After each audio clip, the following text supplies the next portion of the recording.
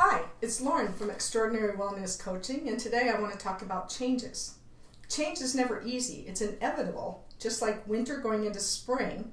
And as winter goes into spring, just like across the United States, we have different places that spring is occurring right now with warm temperatures and flowers. And then there's Wisconsin, where today feels like winter, tomorrow's going to feel like winter. And so it's a little bit slower. So there's different timelines. We as humans have different timelines as well as to how we accept or resist change. So I know for me, for example, I've been in a series of meetings today. One of them having to move my sister from one Alzheimer's home to another to make sure it works out. It's been really good. The meeting went really well, and she's being moved next week. So I finally found a home for her. It is close to Stevens Point. Hopefully it works out, or I'll be looking for another option. But it's changed. Okay. Another one is I'm signing a lease, and I'm right now in a business negotiation for a massage practice that I'm taking over and working with, as well as other changes that are taking place on the eastern part of the state where I'm working with women. I have a networking group I'm going to be starting up. I'm doing support groups right now, and I'll be doing a little bit of massage and essential oils on that side of Wisconsin as well. One of the things that comes up with changes for most of us is we look at change and we get very fearful. It's fear of the unknown. And when we have fear of the unknown, it's about not being able to be in the present.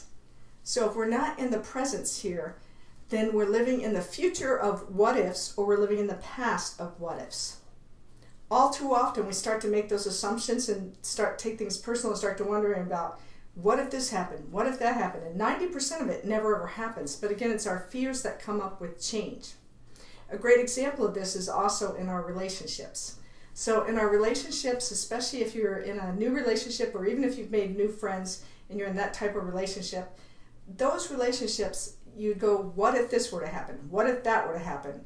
Oh my gosh, they didn't speak to me for 72 hours, and so those fears come up as well.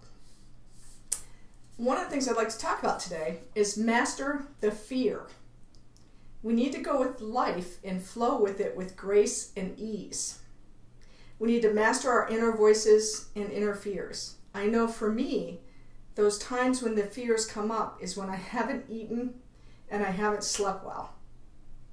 So I need to be gentle on myself and take care of myself. One of the things I found that helps tremendously is I go back out and start running again. So if you don't run, try walking, try exercising, try something different, but go out and work with those fears. A great technique that I've found that works well is when I'm in a fearful state, if I just start taking deep belly breaths when I'm breathing straight from my belly, and I'm breathing totally up, and I do deep breaths, and I do deep breathing for several minutes, not just once. So I'm going to do it like at least 10 or 12 times where I'm breathing deep. And while I'm breathing deep, I breathe in peace, love, ease, and flow. And I breathe out the anxiety, the fears, and whatever else is going on. So the negativity comes out, the peace and the love flow in. And that practice alone has helped tremendously to calm me right down. Of course, essential oils with serenity and lavender help too. But that technique actually has worked for me in a matter of less than 5 minutes. So if you're feeling anxious or fearful and you're not going with the flow, or here's the thing that I do, and this is my thing, but a lot of people do this. I'm a Capricorn, so I want things planned out. I want to know what's happening.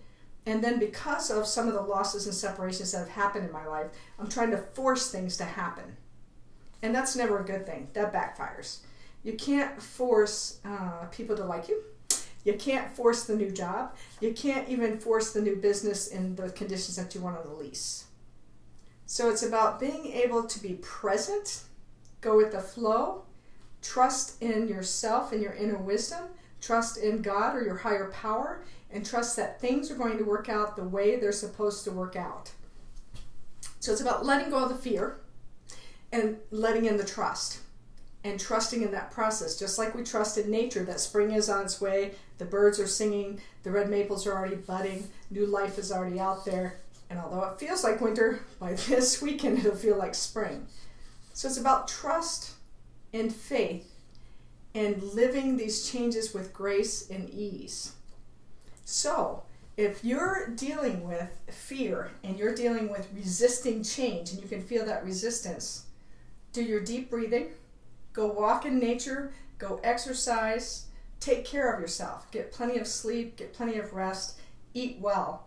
These things will help to keep you centered and keep you grounded and not force anything. So with that, I hope you all have a fabulous week and enjoy the journey.